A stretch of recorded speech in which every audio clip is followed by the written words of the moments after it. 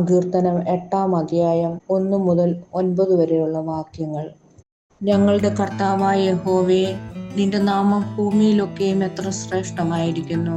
നീ ആകാശത്തിൽ നിന്റെ തേജസ് വെച്ചിരിക്കുന്നു. നിന്റെ വൈരികൾ നിമിത്തം ശത്രുവിനെയും പകയനെയും ഇണ്ടാതാക്കുവാൻ തന്നെ.